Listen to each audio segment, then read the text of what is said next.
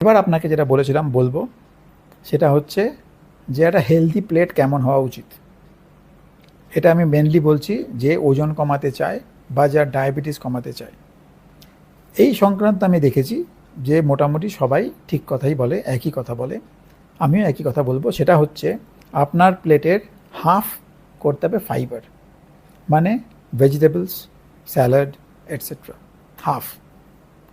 কিন্তু আমরা করি কি, 3/4 করি ভাত, সেটা করতে হবে হাফ ফাইবার।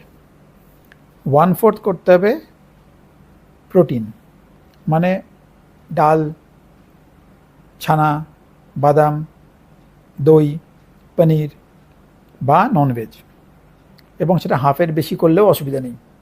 আর কার্বোহাইড্রেট মানে আটার জিনিস বা চালের জিনিস 1/4 বা তার আরও কম, এবং সেই বাকিটুকু প্রোটিন দিয়ে ভরাবেন।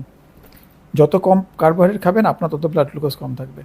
যদি ভাত রুটি খেতেই হয়, কী করে ভাত খাবেন যাতে সুগার বাড়বে কম, কী করে রুটি খাবেন যাতে সুগার বাড়বে কম, এই নিয়ে আমার ভিডিও আছে, দেখে নেবেন। বাট এই হচ্ছে আপনার টোটাল থালা। আপনি একটা রুটি নিয়েছেন, 1 পিস চিকেন নিয়েছেন, 2টো সবজি নিয়েছেন, এই কনসেপ্ট অনুযায়ী আপনার পেট ভরল না, তাহলে আপনি কিন্তু আর একটা রুটি নেবেন না, আপনি আরও একটু সবজি নেবেন বা চিকেন নেবেন, লাস্টে নেবেন